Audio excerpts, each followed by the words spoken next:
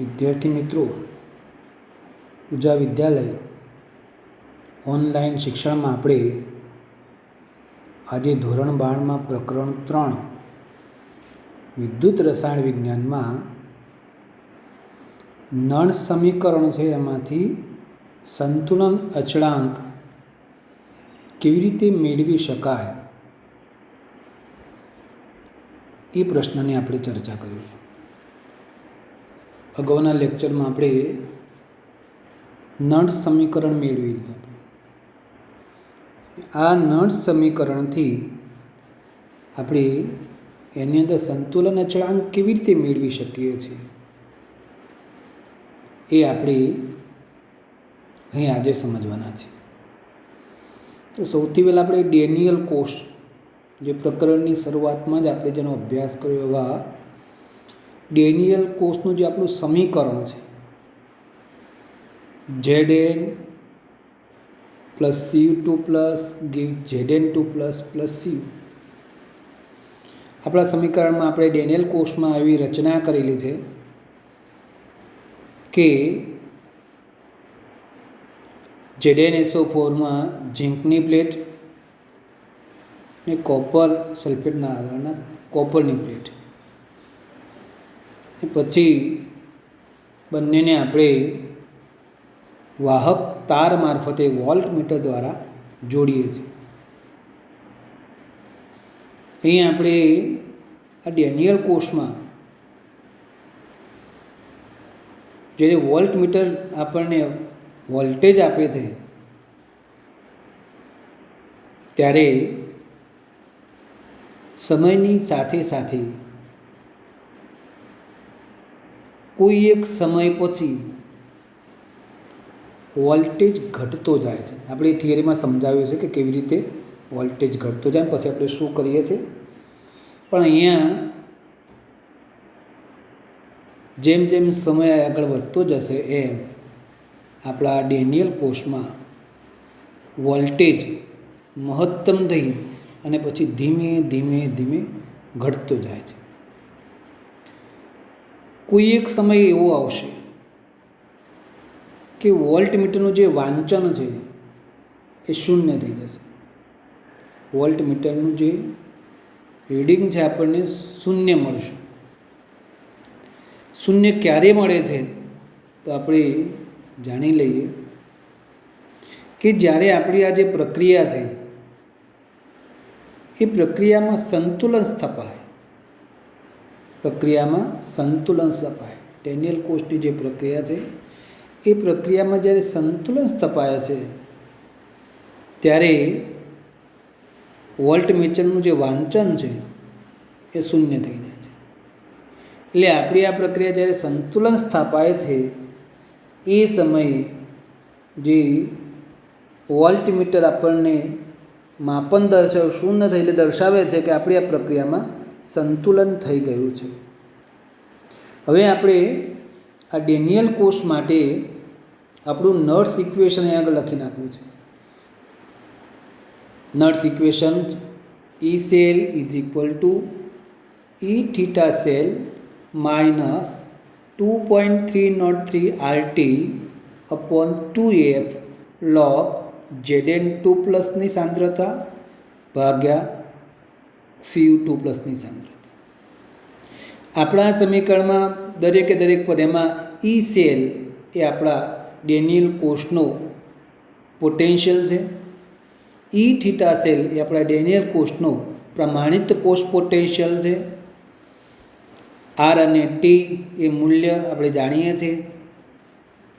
2 જે બાહ્ય પરિપથથી પસાર થતા ઇલેક્ટ્રોનની મૂળ સંખ્યા છે, F ફેરાડે કોન્સ્ટન્ટ છે, અને Zn2 પ્લસ અને Cu2 પ્લસની સાંદ્રતા દર્શાવેલી છે. જ્યારે સંતુલન સ્થપાય છે, એટલે આપણે હમણાં જ કીધું, સંતુલન સ્થપાય ત્યારે એનો જે પોટેન્શિયલ છે, વોલ્ટેજ છે, એ શૂન્ય થઈ જાય છે.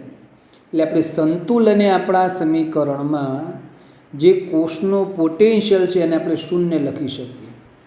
એટલે અહીંયા આપણે દર્શાવ્યું છે કે E સંતુલન E cell is equal two 0.0 volt. પણ જ્યારે આ 0.0 વોલ્ટ થાય ત્યારે આપણો આ જે ગુણોત્તર છે Z concentration of Zn2 plus upon concentration of Cu2 plus, ખરેખર આ જે ગુણોત્તર છે એ નિપજની સાંદ્રતાનો ગુણાકાર ભાગ્યા પ્રક્રિયકની સાંદ્રતાનો ગુણાકાર, જે આપણે સંતુલન પ્રકરણ ધોરણ 11માં ભણ્યા છે. તમે જોઈ શકો છો કે આપણા સમીકરણમાં જે નિપજો છે એ નિપજમાં માત્ર ને માત્ર આપણે Zn2 પ્લસની સાંદ્રતા જ દર્શાવી શકીએ. Cu2 પ્લસ તો સોલિડ છે. પ્રક્રિયકમાં પણ આપણે Cu2 પ્લસની જ દર્શાવી શકીએ, Zn2 સોલિડ છે. અને માટે માત્ર અહીંયા આપણે Zn2 plus upon Cu2 plus, એટલે કે અહીંયા જે દર્શાવી છે એ નિપજની સાંદ્રતા ભાગ્યા પ્રક્રિયકની સાંદ્રતા છે. અને એના બરાબર તમે સંતુલન અચળાંક Kc લખી શકો આપણા સંતુલન પ્રકરણને અનુરૂપ. સંતુલનમાં આપણે ભણ્યા છે સંતુલન અચળાંક ઇઝ ઇક્વલ ટુ નિપજની સાંદ્રતાનો ગુણાકાર ભાગ્યા પ્રક્રિયકની સાંદ્રતાનો ગુણાકાર, અને ત્યારે આપણે લખી શકીએ છીએ. હવે આપણા સમીકરણમાં આપણે જે બે મૂલ્ય મૂક્યા છે એ બે મૂલ્ય મૂકી દઈએ છીએ અંદર. એ સેલની જગ્યાએ આપણે 0.0 મૂકી દઈએ છીએ. ઈ થીટા સેલ એમના એમ 2.3 RT અપોન 2F અને લોગ આ ગુણોત્તરની જગ્યાએ આપણે Kc લખી દઈએ છીએ. તો આપણે આ બે મૂલ્ય સંતુલને આપણે જે માહિતી મળવાની છે આ બે મૂલ્ય આપણે મળવાના હતા, એ બે મૂલ્ય આપણે અંદર મૂકી દઈએ છીએ ને ત્યારે આપણું સમીકરણ આપણે જે ઈ સેલ છે એની જગ્યાએ ઈ થીટા સેલને સૂત્રણ કરતાં બનાવીશું. તો E theta cell is equal to આ ઋણ મૂલ્ય છે એટલે અહીંયા ધન થઈ જશે 2.3 RT 2F log Kc. આપણે 2.3 RT અપોન Fનું મૂલ્ય જાણીએ છીએ 0.059, તો આપણે એનું મૂલ્ય 0.059 મૂકી દઈએ અને log Kc ને સૂત્રણ કરતાં બનાવી દઈએ. અને આપણો જાણીએ છીએ પ્રમાણિત કોષ પોટેન્શિયલ, ડેનિયલ કોષનો પ્રમાણિત કોષ પોટેન્શિયલ છે 1.10 વોલ્ટ. કેટલું છે? 1.10 વોલ્ટ. એટલે આપણે અહીંયા આગળ 1.1 વોલ્ટ લખ્યો છે, એટલે એનો આપણે સમીકરણમાં ઉપયોગ કરી લઈશું. તો log Kc is equal two 1.1 into 2 upon 0.059 is equal two 37.288 આમનો ગુણાકાર આવશે. તો આપણું જે મૂલ્ય છે એ Kcને સૂત્રણ કરતાં બનાવ્યું ત્યારે Kc is equal 1.1 into 2 upon 0.059 એટલે આપણે જે મૂલ્ય મૂકે છે એનો ગુણાકાર આવશે 37.288. Kc આપણે મેળવવું હોય તો Kc મેળવવા માટે શું કરવું પડે? આપણે બંને બાજુ એન્ટી લોગ લેવો પડે. તો એન્ટી લોગ લઈશું એટલે લોગ Kcનો એન્ટી લોગ Kc થઈ જશે, લોગ Kcનો એન્ટી લોગ Kc થઈ જશે. અને આપણે જે 37.288 છે એનો એન્ટી લોગ કરીશું એટલે 2 × 10⁻37. શું થશે? 2 × 10⁻37. તો આપણે આ રીતે Kc મેળવી શકીએ છીએ.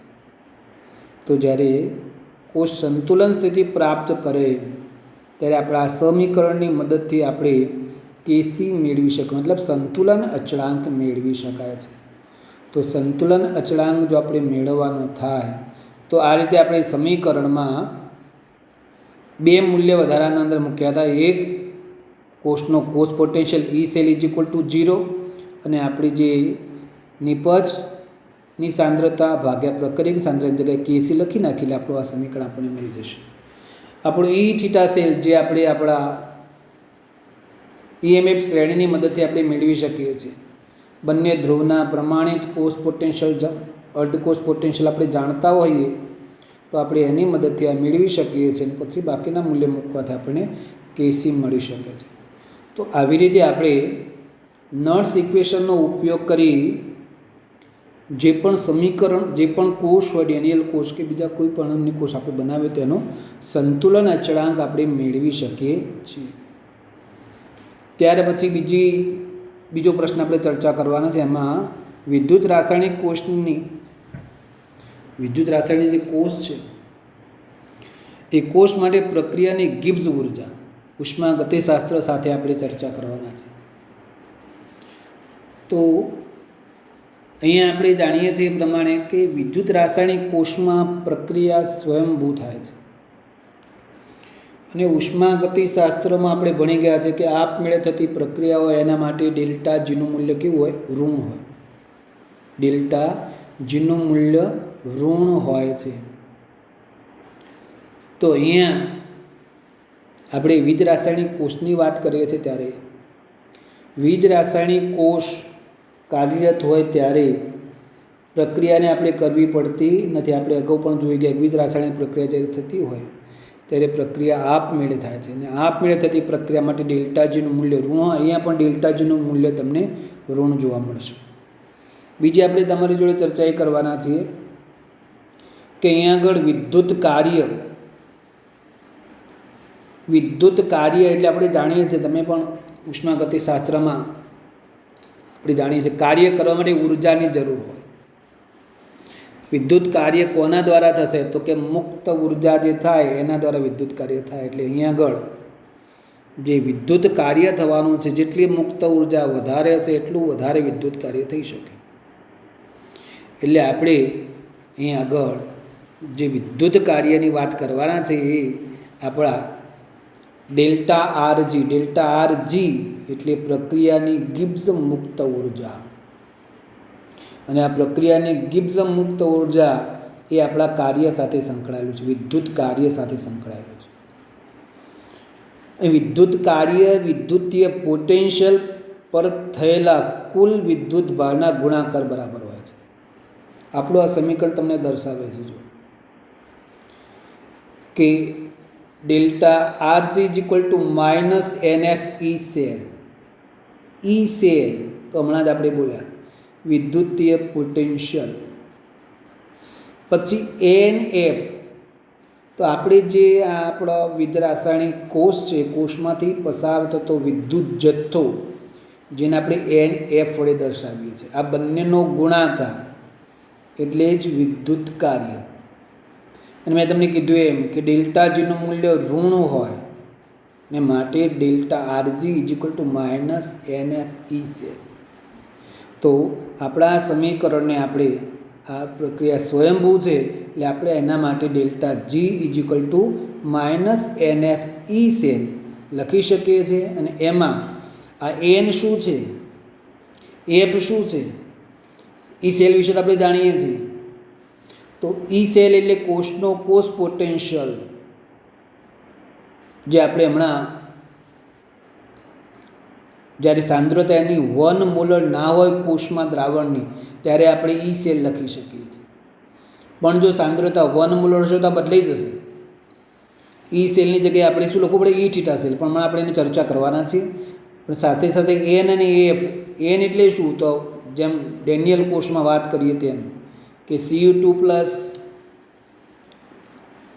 Zn2+, ને એટલે આપણી પ્રક્રિયામાં થશે કે Zn give Zn2+ + 2 ઇલેક્ટ્રોન એમ Cu2+ + 2 ઇલેક્ટ્રોન gives Cu, એટલે 2 ઇલેક્ટ્રોનની વિનિમય થાય છે, માટે n બરાબર 2 લખવા પડે. એટલે બાહ્ય પરિપથમાંથી જેટલા ઇલેક્ટ્રોન પસાર થતા હશે એ આપણે એનનું મૂલ્ય છે, F ફેરાડે કોન્સ્ટન્ટ છે 96500 એ આપણે લખીએ છીએ.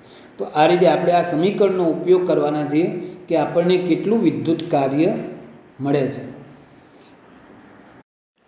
ઉષ્માગતિશાસ્ત્રમાં આપણે વિશિષ્ટ ગુણધર્મ અને માત્રાત્મક ગુણધર્મ વિશે પણ અભ્યાસ કર્યો છે.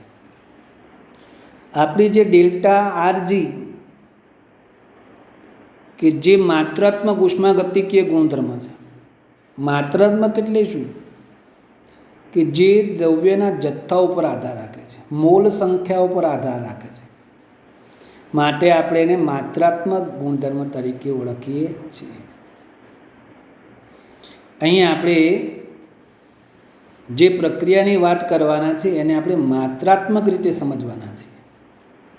આપણે હમણાં જ જે આપણે સમીકરણ મેળવ્યું કે delta R G is equal to minus NF E cell, એમાં રહેલા એન કે જે ઇલેક્ટ્રોન છે, એ ઇલેક્ટ્રોન જો દ્રવ્યનો જથ્થો આપણે વધારીશું, પ્રક્રિયકની મૂળ સંખ્યા વધારીએ તો એમનું મૂલ્ય વધશે.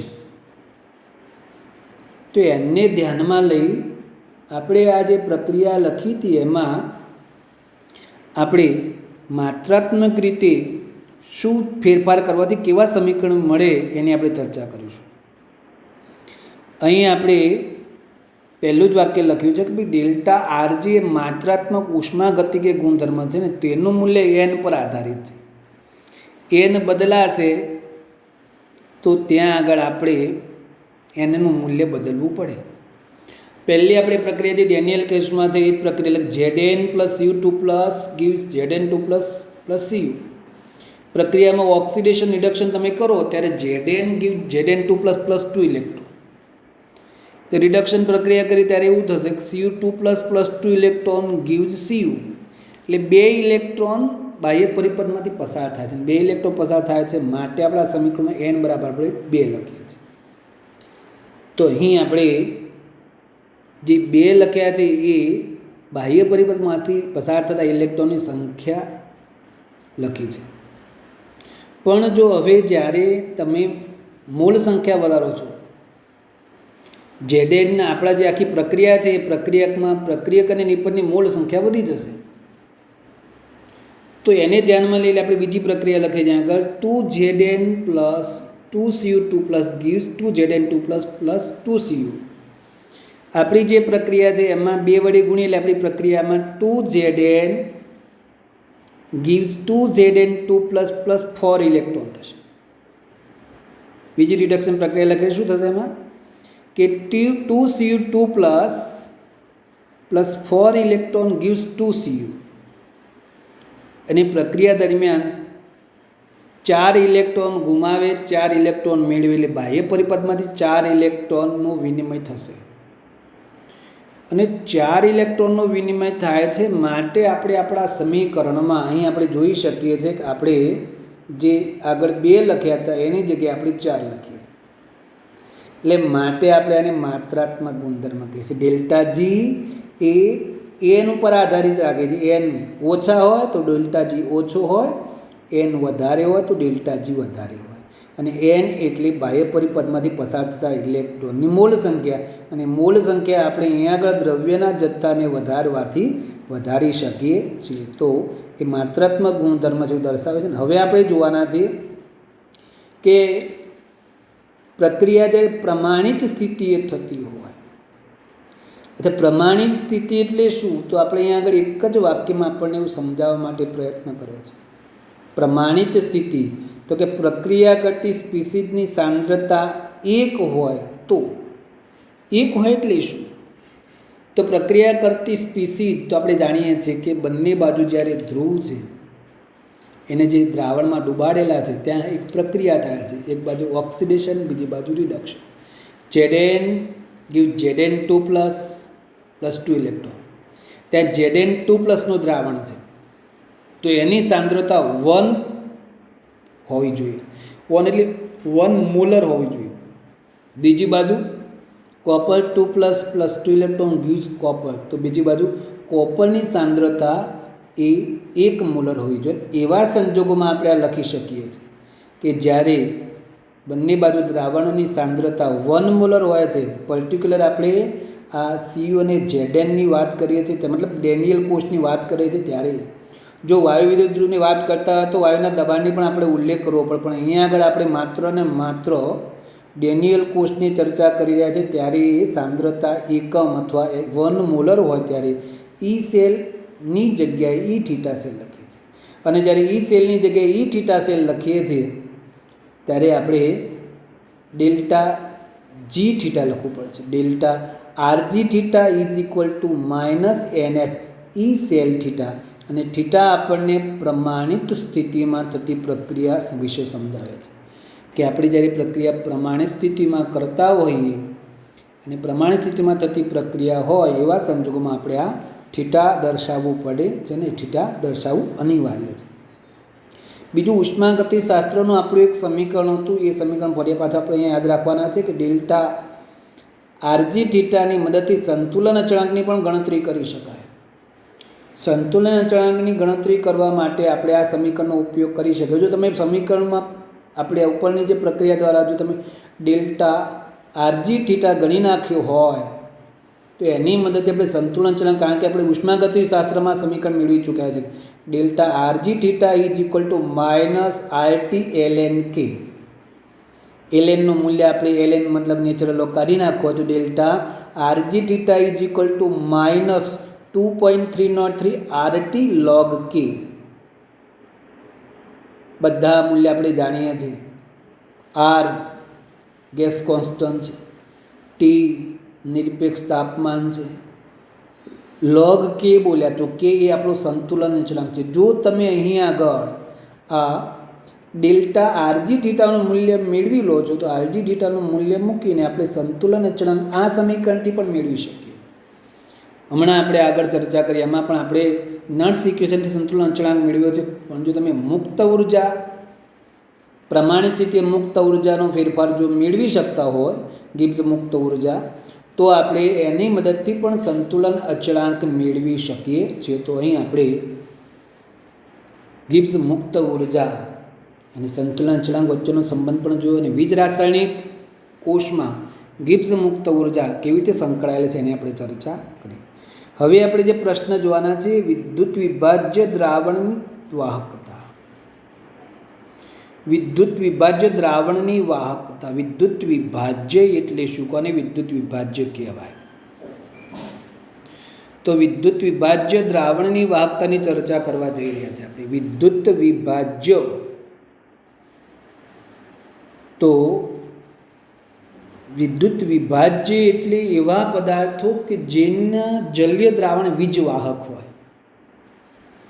તો વિદ્યુત વિભાજ્યની બીજી વ્યાખ્યા પણ એવું કરી શકીએ જે પદાર્થને આપણે પાણીમાં ઓગાળીએ એટલે આયનો ઉત્પન્ન થાય એવા પદાર્થને આપણે વિદ્યુત વિભાજ્ય તરીકે ઓળખીએ છીએ. બધા જ એસિડ, બધા બેઝ, બધા જ ક્ષારનો આમાં સમાવેશ થાય.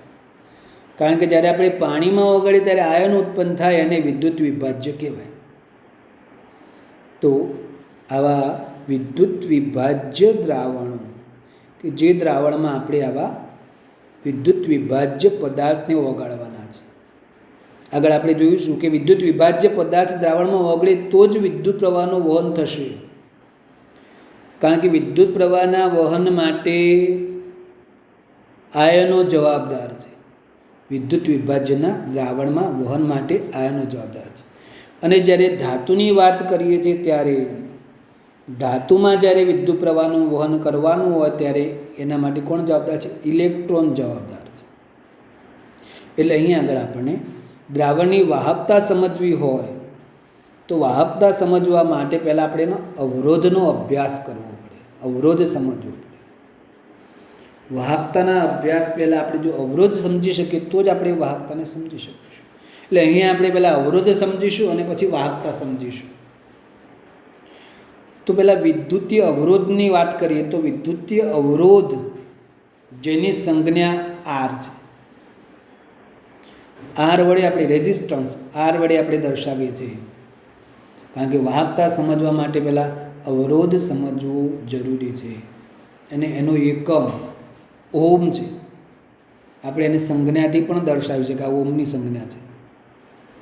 આ રીતે પણ તમે ઓમ લખી શકો છો. તો અવરોધની સંજ્ઞા આર છે. આપણે ઓમ અથવા તો એને આ રીતે સંજ્ઞા વડે દર્શાવી શકીએ છીએ. બીજું એનો એસઆઈ એકમ kilogram into metre square upon second raise to 3 into A square.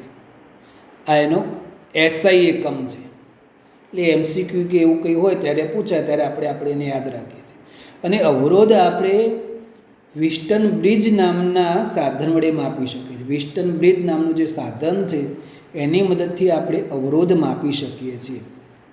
હવે અવરોધ વિશેની માહિતી મેળવી છે ત્યારે અવરોધ તેની લંબાઈ એલના સમપ્રમાણ કોઈ પણ ધારો કે વાહક હોય મતલબ પદાર્થ હોય એને અવરોધની વાત કરીએ છીએ ત્યારે એનો અવરોધ તેની લંબાઈના સમપ્રમાણમાં અને તેના આડછેદના ક્ષેત્રફળ એટલે આડછેદ એટલે આપણે જ્યારે કોઈ પણ તાર હોય એને તમે કાપો ત્યારે તમને આડછેદ મળે ના વ્યસ્ત પ્રમાણમાં હોય છે. જેમ તારની લંબાઈ વધારે તેમ અવરોધ વધારે કારણ કે લંબાઈના સમપ્રમાણમાં છે. અને આડછેદના વ્યસ્ત પ્રમાણમાં એટલે જેમ આડછેદ ઓછો હોય એમ અવરોધ વધારે હોય, આડછેદ વધારે હોય એમ અવરોધ ઓછો હોય. એટલે પાતળો તાર હોય તો અવરોધ વધારે હોય અને જાડો તાર હોય તો અવરોધ ઓછો હોય. એવું આપણે સમજવાના છીએ. અહીંયા આગળ આપણે અવરોધ તેની લંબાઈના સમપ્રમાણમાં અને એના આડછેદના એટલે આપણે લખીએ છીએ આર ચલે છે L/A. આર ચલે છે એલ અપોન એ, જે આપણે હમણાં ઉપર વાક્ય લખ્યું એને આપણે ગાણિતિક સ્વરૂપે દર્શાવી દઈએ. આર ચલે છે લંબાઈના સમપ્રમાણમાં અને આડછેદના ક્ષેત્રફળ એના વ્યસ્ત પ્રમાણ. ચલનનું નિશાન આપણે કાઢી નાખીએ છીએ અને ત્યારે આપણે એક સપ્રમાણતા અચળાંક મૂકે છે જેનું નામ છે રો. આ જે સંજ્ઞા લખી છે ને એ રો છે, જેને આપણે પ્રતિરોધકતા અથવા વિશિષ્ટ અવરોધ તરીકે ઓળખવાના છે. શું કહેવાના છે? પ્રતિરોધકતા અથવા વિશિષ્ટ અવરોધ તરીકે આપણે ઓળખીએ છીએ. હવે આપણે રોને સૂત્રનો કરતા બનાવી દઈએ, કારણ કે આપણી જે પ્રતિરોધકતા અથવા વિશિષ્ટ અવરોધ છે એનો પણ આપણે એકમ લખવાના છે. તો રોને સૂત્રનો કરતા બનાવી દઈએ તો આર ઇન્ટુ એ, કારણ કે એ ઉપર જતો રહેશે, છેદમાં એલ થઈ જશે. એ અપોન એલ, એનો એકમ મીટર સ્ક્વેર છે કારણ કે એક ક્ષેત્રફળ છે, અને એલનો એકમ મીટર છે એટલે મીટર સ્ક્વેર અપોન મીટર એટલે મીટર થઈ જશે. એટલે રોનો એકમ તમે જોઈ શકો છો કે ઓમ ઇન્ટુ મીટર થશે. રોનો એકમ શું થશે? ઓમ ઇન્ટુ મીટર. તો આ જે રો છે એનો એકમ આપણે ઓમ ઇન્ટુ મીટર એસઆઈ એકમમાં લઈ શકીએ. તમે એને નાનો ઓમ ઇન્ટુ સેન્ટીમીટર પણ લખી શકો છો. ઓમ ઇન્ટુ મીટર ને ઓમ ઇન્ટુ સેન્ટીમીટર બંને વચ્ચે કન્વર્ઝન પણ આપણે લખી શકાય. આપણે જાણીએ છીએ મીટર અને સેન્ટીમીટર વચ્ચેનો સંબંધ, એટલે આપણે લખી શકીએ. તો અહીંયા જે અવરોધકતા છે અથવા પ્રતિરોધકતા છે, જેને આપણે વિશિષ્ટ અવરોધ કહીએ છીએ, એનો એકમ છે ઓમ ઇન્ટુ મીટર. બીજું, જ્યારે આપણા સમીકરણની અંદર એલ બરાબર 1 મીટર થઈ જશે, એલ બરાબર 1 મીટર એકમ લંબાઈ, અને એ બરાબર 1 મીટર સ્ક્વેર થઈ જશે. આપણે આ બંને મૂલ્યને એકમ લઈ લઈએ, આને 1 મીટર લઈને આને 1 મીટર સ્ક્વેર લઈએ તો 1/1 નીકળી જશે. ત્યારે R is equal to rho થઈ જશે. અવરોધ એ જ આપણી અવરોધકતા થઈ જશે અથવા તો પ્રતિરોધકતા થઈ જશે. જ્યારે આપણા આ વાહકતા અથવા આખું તારની જેનો આપણે અવરોધ માપી રહ્યા છીએ, તારના લંબાઈ અને એનું ક્ષેત્રફળ એકમ લેવામાં આવે છે, ત્યારે અવરોધ એ જેની અવરોધકતા કહીએ છીએ. હવે આપણે વાહકતા વિશેનો અભ્યાસ કરવાનો છે. વાહકતા એટલે શું? તો આપણે લખીને આપીશું, અવરોધના વ્યસ્તને વાહકતા જી કહે છે. અવરોધના વ્યસ્તને વાહકતા જી કહે છે. એટલે જી is equal two 1/r. 1/r, કારણ કે અવરોધનો વ્યસ્ત જેને આપણે વાહકતા તરીકે ઓળખીએ છીએ. આરનું મૂલ્ય આગળ આપણે મેળવી ચૂક્યા છે. R is equal to rho into L upon A. આનું વ્યસ્ત કરી નાખીએ તો અહીંયા આગળ આ એ છે છેદમાં છે, ઉપર આવતા રહેશે. રો અને એલ જે અંશમાં છે એ છેદમાં આવતા રહેશે. તો આપણે રો અપોન એલ લખી, એ છેદમાં રો ઇન્ટુ એલ એવું લખી શકીએ છીએ. હવે આપણા સમીકરણમાં આપણે જે 1/રો લખ્યો છે, એ 1/રો જે આપણા પ્રતિરોધકતાનો વ્યસ્ત કહેવાય, એની બદલે આપણે અહીંયા કે કપ્પા લખ્યું છે. પ્રતિરોધકતાના વ્યસ્તને વાહકતા અથવા વિશિષ્ટ વાહકતા કપ્પા કહે છે. આપણે આ 1/રોની જગ્યાએ ગ્રીક શબ્દ છે કે કપ્પા, એ આપણે લખી શકીએ છીએ. એટલે 1/રો કાઢીને મેં લખ્યું અહીંયા કે ઇન્ટુ એ અપોન એલ.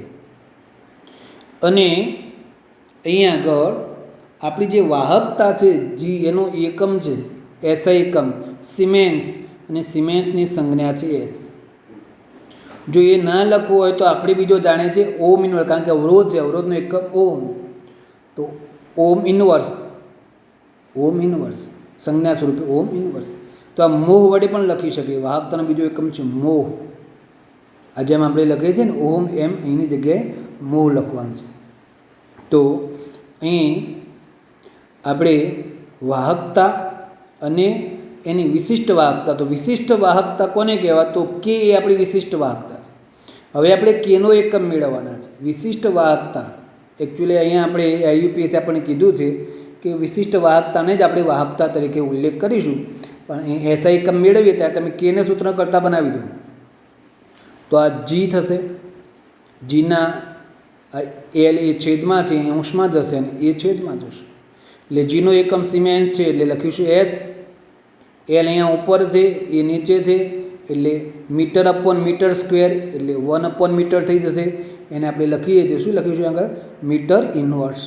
તો જ્યારે વિશિષ્ટ વાહકતા કપ્પાનો જ્યારે એકમ લખવાનો થાય ત્યારે આપણે સિમેન્સ ઇન્ટુ મીટર ઇન્વર્સ એવું લખી શકીએ છીએ. તો આ રીતે આપણે અહીંયા વાહકતા સમજવા માટે અવરોધ, અવરોધકતા, વાહકતા અને વિશિષ્ટ વાહકતાનો અભ્યાસ કર્યો.